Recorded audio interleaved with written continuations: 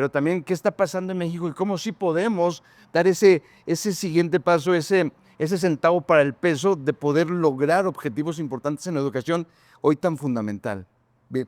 Punto número 1, la educación tradicional no sirve para nada hoy por hoy en este mundo. La educación tradicional está basada en la memorización, la repetición de procesos, la obediencia. Y lo que hoy el mundo necesita son gente irreverente que rompa con los esquemas, que deje de ser obediente, que desobedezca las reglas físicas, químicas, biológicas y que vaya más allá. Esta es una frase muy dura. Yo no conozco a nadie que no se dedique a ser maestro en educación que haya vivido de saber resolver una ecuación cuadrática. Los videojuegos deberían ser una asignatura obligatoria en la educación básica, media básica y universitaria. El ejemplo más claro, Juan Pablo Saucedo, mi sobrino, que hoy opera con el robot Da Vinci en uno de los hospitales más famosos de aquí de Guadalajara, pues una de las características que lo llevó allí es que era un experto en jugar videojuegos y hoy opera desde aquí. Su enfermo está a 5 metros de distancia y un robot lo está operando. Qué gusto, Julio César Saucedo, qué gusto platicar contigo una vez más. Gracias por recibirme. Jorge, gracias a ti por estar aquí y esta es tu casa. Oye, la última vez, hace 2 años, platicamos en tu casa, me hiciste favor de abrirme las puertas de tu hogar y ahora estamos en otra casa tuya, en Distrito Tinto. Cuéntanos. Distrito Tinto es un wine bar en donde recibimos a los amigos, donde bailamos, donde tomamos una buena copa, donde compartimos. Es un proyecto que abrí con Eli de Cuba, un artista emergente en el mundo latino. Y bueno, hemos traído vinos mexicanos especialmente. Estamos dándole mucha promoción a las cavas, a las casas mexicanas que están haciendo unos vinos extraordinarios. ¿De dónde? ¿Del norte del país? No, hombre, ya están aquí en Guanajuato. Guanajuato tiene cosas espectaculares, ¿eh? Sí, sí, sí. Vinos brutales de Guanajuato, de Zacatecas, de San Luis Potosí, desde luego de la zona de California. Querétaro hace ya unos muy buenos vinos, sí, sí, sí. Vinos mexicanos de una gran calidad que pueden competir con los mejores vinos europeos y a un precio muy económico. Entonces aquí es un lugar donde la gente viene a hacer juntas, reuniones, parejas, grupos. Y pues hoy tenemos el honor de recibirte a ti, Jorge, que es tu casa. La pasas bien. Vamos a traer la descripción de la dirección aquí en Chapalita, en la colonia Chapalita, en Guadalajara, que aparte el lugar es maravilloso. La zona es muy bonita. Guadalajara tiene puntos muy ricos, ¿no? ¿Cómo no? Es una de las ciudades más hermosas del mundo. Del mundo, literalmente. Oye, Julio César, pues a ver, va a explotar la cabeza con temas de educación. Para la gente que te tiene muy bien mapeado, bueno, eres un experto en educación, eres una pieza muy importante en el sistema de educación Subiré. Si nos puedes platicar un poquito el contexto, porque vamos a entrar de lleno a las megatendencias de educación a nivel global, pero también qué está pasando en México y cómo sí podemos dar ese siguiente paso, ese centavo para el peso de poder lograr objetivos importantes en la educación hoy tan fundamental. Bien.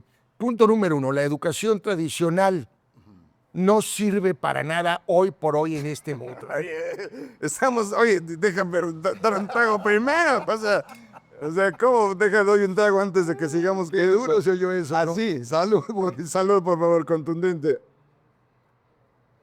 Ah, qué rico. Me decían que es un tempranillo este vinito, qué rico. Oye, a ver, no sirve para nada la educación tradicional hoy por hoy, y lo voy a decir por qué. La educación tradicional está basada en la memorización, la repetición de procesos, la obediencia. Y lo que hoy el mundo necesita son gente irreverente que rompa con los esquemas, que deje de ser obediente, que desobedezca las reglas físicas, químicas, biológicas y que vaya más allá. Es decir, romper con la obediencia para darle apertura a la creatividad y a la innovación. Por eso es que la creatividad, los artistas y todos ellos siempre se caracterizan por esta rebeldía.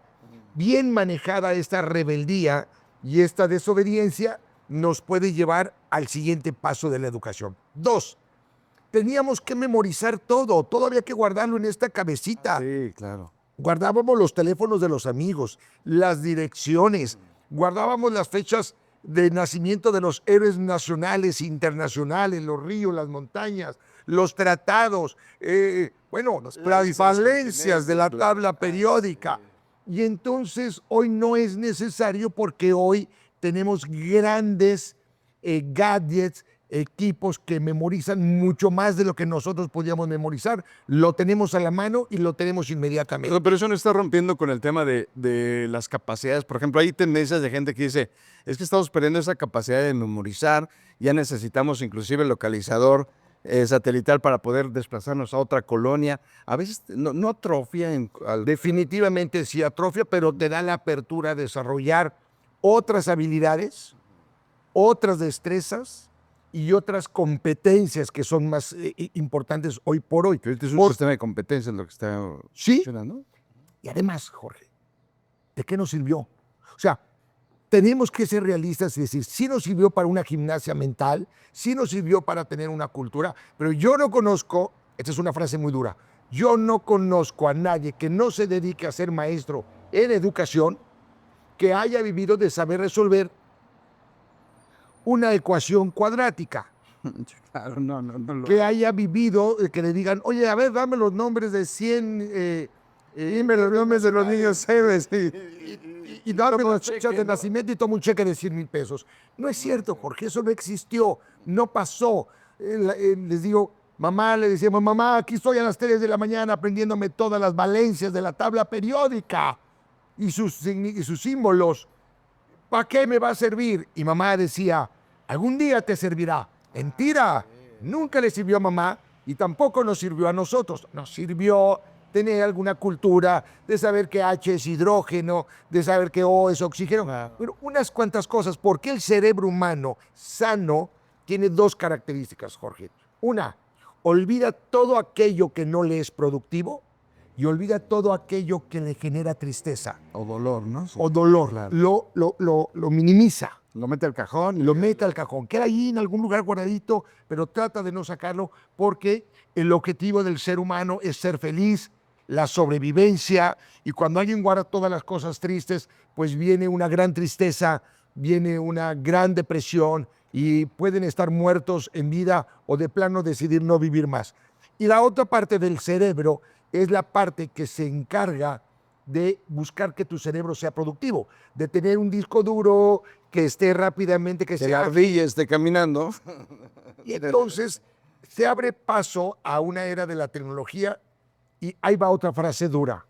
Nunca antes la humanidad había tenido un reto tan grande en la educación, porque en los últimos 5 años, en el 2020, vino una revolución tecnológica impresionante. Por ejemplo, el tema de las plataformas, el tema de la programación, el tema de la robótica bajada al común, ¿no? común, la sociedad. Mortales. A los mortales. Todos estamos hoy un robot, todos estamos conviviendo con un robot, todos estamos conviviendo. Mira, Jorge, cuando recibí el premio del Forbes a la educación, me tocó compartir el escenario con el CEO de Toyota. Okay. Y él dijo en aquel entonces, estoy hablando de hace unos 10 años, 8 años, dijo, mientras en Latinoamérica están empezando a lidiar con los robots y con la programación, nosotros en Asia estamos ya lidiando con los problemas sociales de convivir con robots. Claro. Hoy lo estamos viviendo en México. Sí. Hoy tenemos gente que no ha entrado a la programación, que no entiende de maquinaria y que estamos viviendo qué está sucediendo, quienes no se han acoplado. Que lo llaman analfabetas digitales, ¿no? El analfabeta digital. Okay. Entonces, la programación, la robótica, la creación de medios. Hoy todo el mundo sube fotografías, hace video, genera un reel, hace un podcast, hace un webinar, hace videos, lo que llaman VSL, que tiene que ver con los videos de venta, cartas de venta, Así, los embudos. los embudos. Toda una tecnología aplicada. La inteligencia artificial que hace 1 año y medio, o sea, en diciembre del 2023 estaban anunciando para el 2024 arrancar, estamos ya en el 2025, que la inteligencia artificial se abría, que tenía que ver, hoy Google Education o Google Education ya está trabajando con Genius, estamos trabajando. La inteligencia artificial llegó a los niños y a los jóvenes y a los trabajos y empezó a desplazar un montón de empleos o a hacerlos más fáciles y más rápidos. El tema del Big Data, toda la información que se va almacenando en todos los aparatos, en las cámaras, en los refrigeradores, en la ropa. Traemos chips que van generando un montón de información. ¿Qué hago con esa información? La inteligencia artificial no está en qué puedo crear en base a la inteligencia artificial o qué información puedo obtener a base de la inteligencia artificial. No, hombre, la inteligencia artificial está en ayudarnos a adelantarnos a los problemas que vienen, adelantarnos a los problemas financieros, comerciales, de ventas, de tecnología, de salud. Voy a ver una pregunta. Decía Elon Musk, decía, a ver, la gente se está preocupando porque la inteligencia artificial quite empleos. Dice, tienes que estar preocupándote no por eso, sino esos empleos que se van a quitar, como yo, ciudadano, como ciudadano del mundo, empleo mi tiempo para desarrollarme más como ser humano. ¿Qué opinas al respecto? Totalmente de acuerdo, porque esto es como, ya no le voy a poner el número, pero a lo mejor yo le llamaríamos la 10ª revolución industrial. Claro, claro. Es que como si volviéramos a la primera revolución industrial donde la gente iba y destruía las máquinas porque le quitaban el empleo. Hoy sería ridículo pensar así, ¿no? Me recuerda a otra anécdota de cuando los ingenieros se reunieron en la Universidad Autónoma de Nuevo León, en la Facultad de Ingeniería por allá en los años 80, para dictaminar si a los estudiantes de ingenieros, en aquel entonces un servidor, le permitían o no usar calculadora, porque había una parte de ingenieros que querían que siguiéramos usando aquellos libritos de fórmulas de que venían las tablas trigonométricas, y el seno, coseno, y las calculadoras, aquellas primeras Texas Instruments, se cargaban en la luz y eran unas cantimploras enormes y decían, esas calculadoras van al diablo, sí, van a hacer idiotas a los ingenieros. Pues lo que hicieron fue que los hicieron generadores de más ideas, no idiotas, sino generadores de más ideas, de más creatividad, de más innovación. Era ridículo pensar hoy que no nos dejaran usar una calculadora. Hoy es ridículo detener la tecnología que estamos teniendo en la educación. Hoy viene el tema de los videojuegos. Es decir, Pero a ver, me está reventando la cabeza y me sacas muchas preguntas. A ver, videojuegos. Hay una tendencia de gente, papá, los abuelos dicen, esos juegos son del diablo, se la pasan matando. De parte, no solo se matan, el tema ya no es morir, sino la forma tan sádica en la que muere, ¿no? La gente, ¿cómo puedes usar un videojuego pensando en esas características en un tema o vinculado a la educación? claro, es como la motocicleta. La motocicleta puede servir para divertirnos, para transportarnos, pero también puede servir para asaltar, ¿no? Los Un motorratones, cuchillo ¿no? puede servir para cortar o puede servir para matar. Creo que el videojuego no es el culpable, sino el tipo de videojuegos y lo que le estamos permitiendo ver a los niños y a los jóvenes. Hoy los videojuegos, le estoy adelantando algo muy importante, Jorge. Sí, sí, sí. Los videojuegos deberían ser una asignatura obligatoria en la educación básica, media básica y universitaria. Ahorita 75 padres de familia dijeron, a 750 dijeron, ¿sabes qué? No, córtale.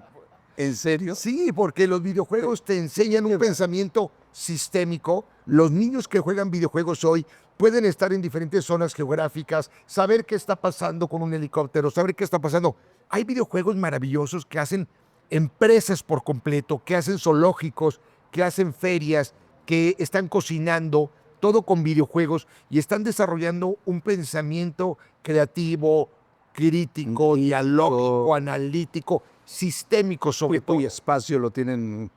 El ejemplo más claro, Juan Pablo Saucedo, mi sobrino, que hoy opera con el robot Da Vinci en uno de los hospitales más famosos de aquí de Guadalajara, pues una de las características que lo llevó allí es que era un experto en jugar videojuegos y hoy opera desde aquí su enfermo está a 5 metros de distancia y un robot lo está operando. Entonces, estás diciendo que los videojuegos sí tienen un fin práctico y educativo, pedagógico. Un fin práctico y educativo en donde los generan un pensamiento sistémico y en donde pueden ser grandes simuladores para aprender cualquier habilidad y destreza en la vida. Wow. Ahorita que lo decías me hace recordar, mi hijo tiene 12 años, León. Y bueno, ahorita está muy inquieto en aprender a manejar. Y dice, oye, quiero manejar. Entonces a veces lo llevo en algunas colonias sin vehículos y él empieza a manejar el carro. Pero su noción de manejo es 70,000 veces más revolucionada de lo que yo hacía cuando empecé a manejar a los 15 tal vez o 16. Es decir, él tiene un concepto de tiempo y espacio mucho más afinado y sí creo que tiene que ver con el videojuego que ha jugado, los videojuegos que ha jugado. Sin duda, hay una película que se llama Gran Turismo, de jugador a competidor, algo así se llama la película, que es una película real donde el creador del videojuego de Fórmula 1 quiere comprobar que su videojuego es tan bueno que recluta chamacos que nunca habían manejado y los lleva a conducir autos Fórmula 1 ¿Verdad? de saber, sí, claro, con el puro simulador. Pero imagínate esto aplicado a la industria. De hecho, el fin del metaverso, estos lentes que te valen hoy 7,500, 8,500 pesos, te llevan a otro mundo, que eso significa metaverso, otro mundo en donde puedes aprender a hacer soldadura a grandes alturas, donde puedes aprender a colocar medicamento, a curar, a operar, sin riesgos en un mundo totalmente virtual. Es decir,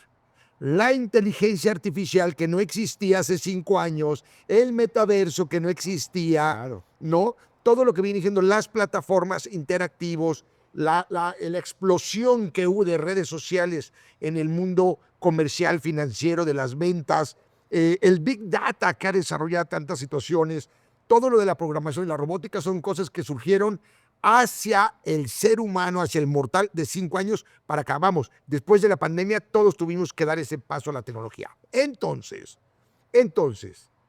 no se trata, y ahí viene la otra frase dura, basta de que los niños y los jóvenes usen tecnología y que empiecen a crear tecnología. Fíjate el paso tan grande, que hagan sus propios videojuegos para educación, que hagan sus propias plataformas para educación, que hagan sus propios libros para educación, que hagan sus propios contenidos multimedia, no que lo consuman, sino que lo estén creando con todas estas herramientas tan importantes que hay. Wow. Este es el gran paso que tiene que dar la educación, y es a lo que me refería al inicio de la entrevista, que nunca antes la educación había tenido un reto tan grande. ¿Cómo hacer que niños de 6 a jóvenes de 18 sean creadores de tecnología y no consumidores de tecnología? Me llama la atención lo que dices porque, bueno, desde que te conozco hace ya varios años, pues siempre has estado a la vanguardia en temas educativos. Voy a dejar ahorita nada más así como un espacio porque sí quiero preguntarte, tenemos la tecnología por un lado, pero ¿dónde está el tema de la humanización del muchacho o de los valores? Pero ahorita entramos a esa esfera, porque quiero profundizar en lo que ha pasado con tu desarrollo profesional. ¿En qué sentido? Tú fuiste pionero del famoso Colegio 11 México en Jalisco, ¿no? Que fue un colegio muy interesante con la fórmula, decían que está ahí la figura de Rafa Márquez, este gran futbolista, pero bueno, fue un modelo que después evolucionó de alguna manera en tu pensamiento para los colegios Subiré. ¿Cómo fue ese camino? Porque hace 20 años o no sé cuándo empezó el proyecto, pues fue un proyecto, una apuesta muy revolucionaria en su momento, ¿no? Sí, creo que la formación deportiva en los niños y en los jóvenes es algo que no se debe abandonar.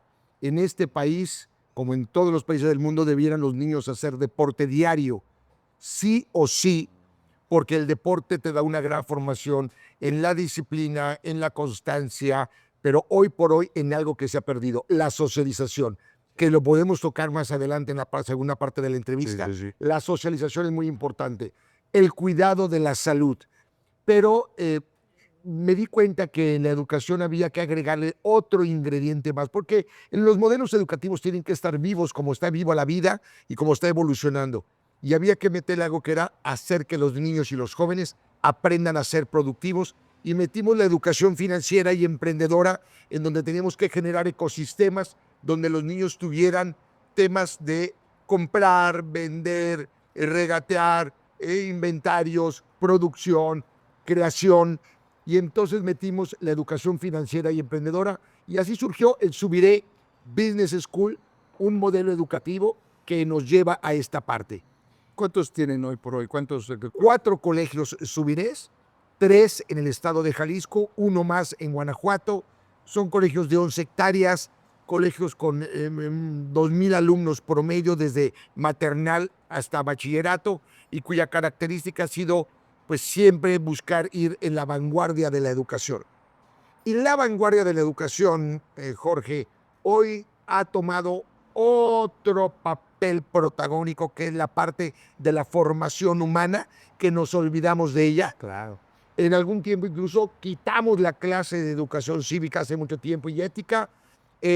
Creímos que la religión, y estoy parcialmente de acuerdo en ello, debían desaparecer de la educación. Y digo parcialmente porque creo que hoy más que enseñar religión y valores, debemos enseñar, sí, religión, no descartarla, pero más aún filosofías de vida y principios rectores que lleven a los niños a entender principios como el principio de la vida, el respeto a la vida del ser humano, de los animales, de las plantas, del mundo, el principio de la propiedad, que no puedo usar nada que no me he ganado con mi esfuerzo, no puedo tomar nada que no me pertenece, No es mío, que claro. no es mío, y si entendiéramos 20 principios básicos que no tienen que ver nada con la religión, pero que están presentes en todas las filosofías y las religiones del planeta, porque entonces yo podría respetar, socializar, empatizar y trabajar con gente que vengan de cualquier país y de cualquier religión. Claro. Sí. ¿Qué es de la importancia? Basta de guerras por diferencias religiosas. Hoy sonaría ridículo esto. Decía Lech Walesa en una conferencia que escuché con él en Monterrey, este líder social impresionante, líder sindical que escaló en el área política de su país. Él decía que está comprobado que en las generaciones pasadas, del siglo pasado, la fe en un Dios, la creencia religiosa, era un mimetizador o un control para que no hubiera tanta guerra o tanta violencia. Es decir, él sí notaba que había, como en ese bloque, una parte muy importante que tenía que ver con la construcción de paz. Si no está eso, esa fe en Dios o ese temor de Dios, ¿cómo lo sustituyes? Que tiene que ver con los valores, lo que estás diciendo, ¿no? Sí, que tiene que ver con esos principios que debemos regir en la humanidad. Sí, ciertamente, no soy yo el que lo dice, hay cualquier cantidad de personas que le han dicho que la religión es de alguna manera una forma de manipular. Y manipular no tiene nada de malo. Manipular o llevar a un grupo, O persuadir, tal vez. o persuadir a gente que haga cosas buenas, constructivas, que aporten a la humanidad, está excelente, ¿no? Creo que en ese sentido va el tema de la religión. Se usó para controlar, para manipular, para buscar un crecimiento social y de construir, ¿no? Y entonces le pusimos diferentes nombres a Dios, a este creador, y le pusimos diferentes reglas y le llamamos de diferentes nombres a los libros, pero todos buscaban esta parte. Pero en la actualidad hay una tendencia a decir, acaba con la religión. Okay.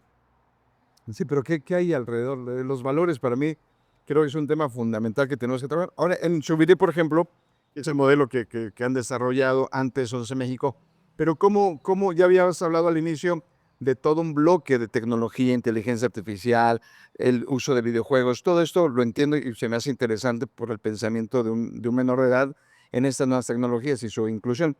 Por el otro lado, ¿cómo armas o cómo les das esas bases para que tengan esos valores, principios? Es decir, ya en la metodología, ¿cómo lo haces? Bien.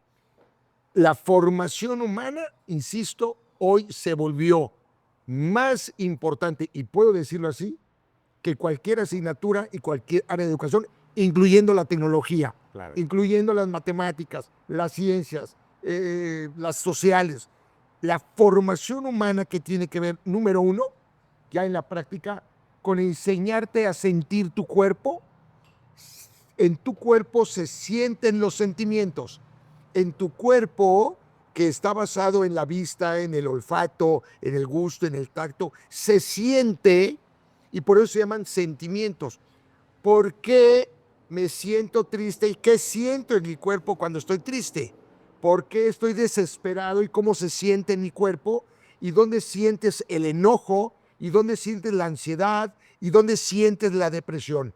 Cuando al niño y al joven le enseñas a contactar con tu cuerpo y tus sentidos, entonces esto que sientes, ¿cómo lo conviertes en una emoción? Emoción significa el acto de expresar lo que siento. Claro. Ejemplo, si yo estoy enojado, mi emoción se puede convertir en una ira que me lleve a golpear. Entonces, ¿el enojo es malo? Claro que no. Te vas a enojar toda la vida y ten por seguro que en tu vida te vas a enojar muchas veces porque detrás del enojo hay un miedo de algo que está pasando que no te gusta. Tu sentido de pertenencia te lleva al enojo, a huir o a enfrentar. Ok, entonces, si el enojo no está mal, ¿cómo lo transformo esta emoción en algo constructivo? Si algo me enoja, en lugar de pelear, de ofender y de lastimar, ¿cómo manejo este enojo para construir algo distinto? A lo mejor para respetarte, para marcar un límite, para alejarme. Enseñarle esto a los niños se volvió primordial. La tristeza, esta tristeza que siento, que la siento en el estómago, ¿cómo la siento? La tristeza viene de una pérdida. ¿Cómo repongo esa pérdida o cómo asumo que esa pérdida no la voy a poder ya reponer nunca más? Perdí un amigo, perdí un negocio, perdí un objeto, perdí un amor. ¿Cómo lo repongo o cómo asumo que esto ya no va a volver y vivo sin esto, no? Pierdo un brazo. Okay. Me da mucha tristeza perder un brazo. ¿Lo vas a recuperar? Pues no, quizá con algo robótico, pero no lo voy a volver a tener. ¿Cómo asumo que esta pérdida no lo voy a tener? ¿Cómo lo aceptas, no? A mi hijo. Oye, perder un hijo debe ser algo terrible, Claro. terrible que el hombre tiene. ¿Cómo enseñarle a la gente que perdiste un hijo y que debes seguir enfrentando la vida o viviendo ante una pérdida tan grande que no la vas a reponer? Entonces, una de las asignaturas o una de las áreas importantes de la educación hoy sería trabajar con los sentimientos y las emociones. A ver, pregunta rápidamente. Inteligencia emocional, está muy de moda. Bueno, es aplicada inteligencia emocional. Se habla mucho de esta generación, es una generación de cristal. Y tú lo ves con tantos alumnos que tratas en el día a día. Realmente no hay tolerancia a la frustración, hay tolerancia cero a la frustración. Quieren las cosas aquí y ahora. ¿Cómo trabajar con eso desde la academia? Que ustedes lo están viviendo con estas juventudes, esos Los padres somos los culpables de crear niños de cristal. Ya no permitimos que nadie les llame la atención. Y entonces hemos sido nosotros con nuestras ausencias y con nuestras ganas de darle al hijo todo lo que tenemos. Hoy recordemos que la sociedad cambió. Antes eran 12 hijos, luego brincaron a 8, luego a 5. Hoy estamos en la era de un hijo. 1 o 2 ya sí. Familias grandes tienen Están de oferta 2. enormes. Tienes un hijo, tuviste alguna situación familiar, crees que tienes que darle todo al hijo para suplir la ausencia y entonces no quieres que le suceda nada a tu hijo, quieres protegerlo, quieres darle todo.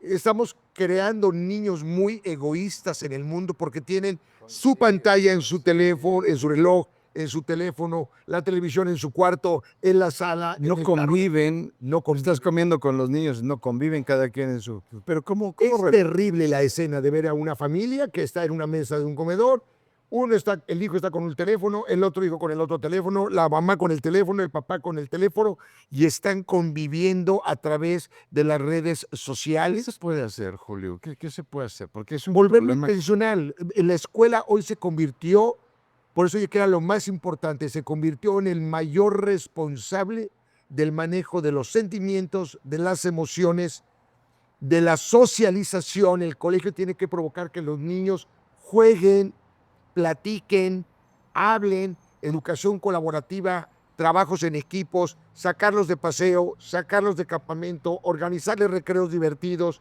llevarlos a giras, provocar dinámicas donde los niños aprendan a hablar, a empatizar, a Socializar. tener compasión de la otra persona. Compasión significa que con gran pasión me debo de preocupar por las cosas malas que te suceden. No puedo ser yo feliz si tú estás mal. Pues la tendencia es todo lo contrario de lo que tú me dices. La tendencia es todo lo contrario. Sí, Jorge, O sea, todo lo si contrario. muere alguien aquí a la esquina, no pasa nada, yo sigo mi camino, no me afecta. Hasta que te afecta a ti o en tu entorno, entiendes o que hay un problema, ¿no? Y entonces viene la otra parte de la educación que tiene que ver con el mindfulness, el estar hoy aquí, con la meditación, que es tener momentos de paz, de calma, de tranquilidad, de encontrarme conmigo, de meditación, y entonces llevarlos a algo que tiene siglos y que nos olvidamos de ello, que es la generación de la conciencia, Jorge. Tú te vas a acordar que los abuelos y los padres nos decían, Jorgito, ¿no? Si me permites tomar, Jorgito, haz tu examen de conciencia del día de hoy. ¿Qué hiciste bueno el día de hoy? ¿Qué hiciste malo? ¿En qué te equivocaste? ¿Qué tienes que mejorar? Medita un momento, haz una oración, decían los antiguos, y haz un examen de conciencia. Y era llevarnos a interiorizar, a reflexionar, que significa flexionarnos y volvernos a flexionar para estar dentro de nosotros y decir, ¿qué berrinche hice mal? ¿Qué le dije a mi pareja hoy que me equivoqué? ¿Qué le dije a mi hijo donde me equivoqué? ¿Qué le dije a mi padre que me equivoqué? ¿Qué hice mal en el negocio? Esa parte de la conciencia, de detenernos un momento, de pensar, de razonar, de interiorizar, es un ejercicio que se tiene que hacer en el día a día. Pero no se hace. No se hace. Porque además traemos unos errores de educación de toda la vida que creemos, y hoy teniendo un hijo o dos, que haciendo un berrinche obtenemos todo lo que queremos. ¿Cómo no aprenderlo? Así como decir, ¿cómo no aprender español si te hablaron español? ¿Cómo no aprender a hacer berrinches? Sí. Y de niño llorabas, lo primero que hiciste fue llorar y te acercaron al pecho de mamá. Claro, claro. Y llorabas y papá te llevaba donde tú querías, levantabas los bracitos y aprendiste que haciendo berrinches, al rato los niños hacían un berrinche, le daban su muñeca, hacían un berrinche, le daban el carro. Creciste como adulto, perdón por lo que voy a decir, pero lloras, te enojas, haces un berrinche y obtienes de la mujer lo que quieres, ¿no? La mujer llora, hace un berrinche y obtiene la camioneta, el carro, la cara, el besito que quiere. A ver, es parte de la vida, ¿no? Pero entonces no podemos, si lo aprendimos de niño y es normal, tenemos que tener un tema de conciencia y decir, ¿por qué no dejo de tener este tipo de acciones que destruyen y no construyen? La escuela es la encargada de esto. Pero a ver, te voy a hacer una pregunta. ¿Tú tienes fe? Yo tengo fe en la juventud, claro, definitivamente en nuestras nuevas generaciones, pero a veces pareciera que todas las condiciones son de no tener fe. Decir esto no veo por dónde va a resucitar el tema de la convivencia social, de la humanización. Yo tengo fe, Jorge, porque habemos algunas personas, maestros, educadores, comunicadores, que estamos luchando por ello. Y creo que uno de los ejemplos es el Congreso de Educación por la Paz. ¿Por qué hoy nos estamos preocupando? Tú te estás preocupando por generar un congreso en donde les diga, señores, tenemos que hablarles de paz. Nos estamos desbaratando en la ciudad, en la familia, en la comunidad. Inseguridad.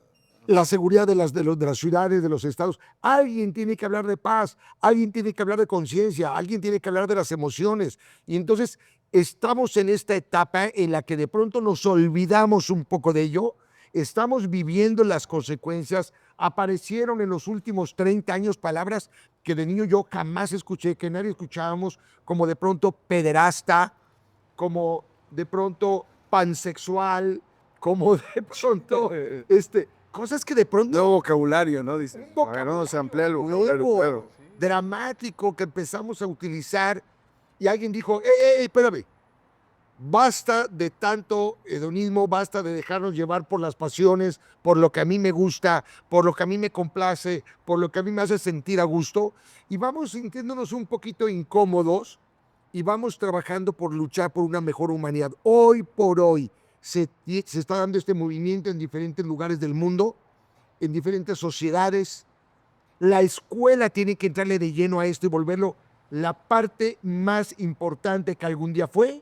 Nos olvidamos de ello, hay que retomarlo. Manejo de los sentimientos, de las emociones, la conciencia, el examen de conciencia, el mindfulness, la meditación, la educación por la paz. Ahí andamos en las escuelas. ¿Cómo hacemos para acabar con el bullying? Ponle cámaras, contrata más coordinadores de disciplina.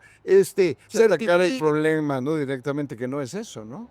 Fórmalos en principios que tengan que ver en la educación por la paz. La educación por la paz es algo que debe estar hoy en la escuela porque estamos acostumbrándonos a hacer berrinches y pelear y obtener todo a base de la fuerza y de la Si violencia. platicabas que tú estás trabajando, o su vida ha estado trabajando precisamente meter mecanismos de construcción de paz también ahí en la academia, ¿no? Sí, como una clase que debe ser sistematizada, con un horario, con personas que se especialicen en esto y tenemos que llevarlos a ir generando la empatía, la socialización, la compasión y tiene que ser una currícula horizontal, una currícula transversal que llegue a todas las asignaturas y a todos los maestros y que los maestros seamos un ejemplo de ello, que los padres de familia seamos un ejemplo de ello, de una educación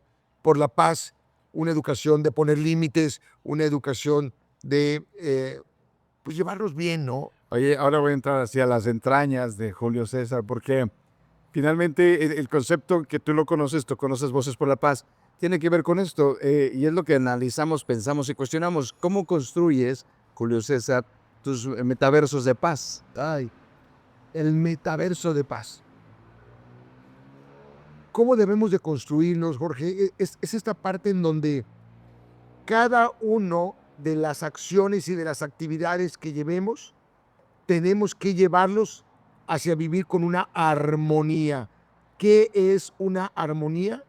Armonía significa que todo lleve un ritmo, que todo lleve un proceso, que no estemos violentando los procesos, que cada uno de nosotros aporte algo sin sentir celo y sin sentir envidia de los demás. Creo que este sería un maravilloso metaverso en donde la armonía, así como en una orquesta, tiene que ver con que yo no me puedo poner celoso del pianista, como aquel de las percusiones, como aquel de las cuerdas, como aquel de los vientos. Todos juntos tenemos una tarea, todos nos admiramos a todos, todos consideramos a la otra persona como queremos que nos consideren a nosotros. Creo que Eso es un escenario ideal, pero en la realidad es complicado, ¿no? muy complicado. Hiciste recordar al Abogado del Diablo, la película del Abogado del Diablo con Al Pacino, que decía, la vanidad, el ego es como mi mejor, el pecado favorito, porque es como una lucha de ego siempre en todos lados, ¿no? Pues la soberbia se dice en la religión católica que fue el primer pecado, ¿no? Yo quiero ser como Dios y debo de comerme esa manzana para ser como Él. Yo sé que es una metáfora, pero ahí estuvo. Creo que hoy esta parte de la envidia, esta parte de yo debo de brillar más que los demás, es esencial para que no se dé a cabo esta armonía. Y la armonía tiene que ver con admirar y tratar a las personas como yo quisiera que me trataran. Vuelvo a una frase católica que dice, trata a los demás como quieres que te trate. Ama a tu prójimo como te amas a ti mismo. Creo que ahí está y ahí radica el problema. Yo trato a las demás personas con envidia, con enojo, con furia, porque así me trato a mí mismo. No me quiero, ¿no? No me quiero, no me Creo respeto. que el desarrollo del egoísmo es primordial en las escuelas. Ámate a ti mismo, constrúyete a ti mismo, edúcate a ti mismo. Debes estar bien primero tú mismo para llenarte de esa energía, de ese conocimiento que te debe de llevar a poderlo compartir. Este sería como mi mundo, mi metaverso de la paz. Y mi mundo sería que a través de cada escuela, que a través de cada sistema educativo, que a través de cada secretario de Educación creáramos más eventos que tuvieran que ver con la paz, más congresos por la paz. ¿Cómo se llama tu congreso? Encuentro Iberoamericano de Voces por la Paz. Voces por la paz. Imagínate que La paz, imagínate. juntáramos tantas voces. Y las hay, mucha gente, como dice Pablo Latapie, que al rato platicaremos con él, somos malos buenos, yo estoy convencido de eso, somos malos buenos, pero tenemos que levantar la voz.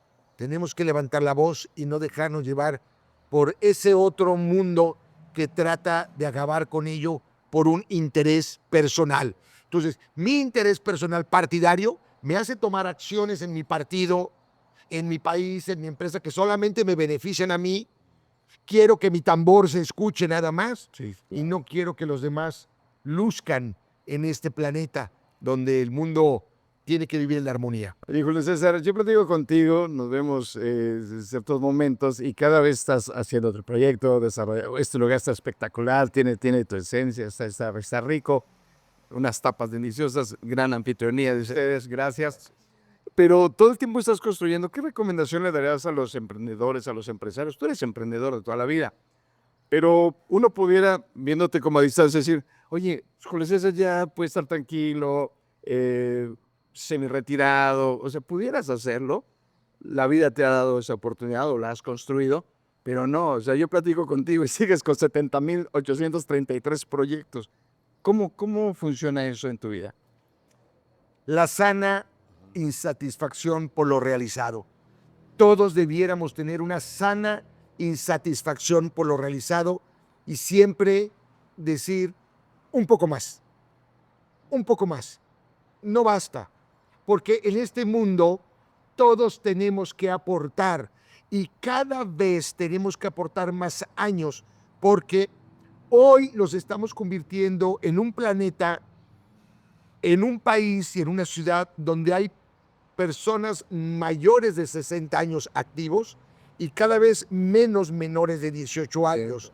Entonces, La pirámide está se invirtió. cambiando. Y si nosotros tenemos eso en la mente, esa conciencia de sana insatisfacción por lo realizado, siempre un poco más, no es el momento de parar, tengo que seguir aportando, porque te puedes imaginar un mundo donde unos cuantos aporten y los demás vivan de los que sí aportamos.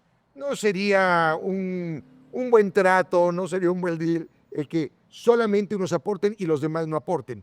Y en ese sentido, todos tenemos que seguir aportando. Desde nuestra pareja, imagínate en una pareja donde nada más doy yo y tú no das. Sí, claro. Una familia donde nada más el padre o la madre o uno de los hijos aporta y todos los demás no aportan. Una comunidad donde unos cuantos trabajemos y los demás estemos recibiendo pensiones y dádivas de los demás. Es la muerte. Eso históricamente ha acabado con todos los países que unos cuantos aportan y trabajan y los demás se dedican a ser acarreados, a ser remolcados. No podemos ir cargando. Es un populismo, un falso populismo, ¿no? Y eso es lo que a mí me mueve a decir, mientras yo tenga la energía, la fuerza y la salud que el universo, Dios Todopoderoso, me ha dado esa capacidad de tener esta salud y esta energía, sería terrible que no aportáramos.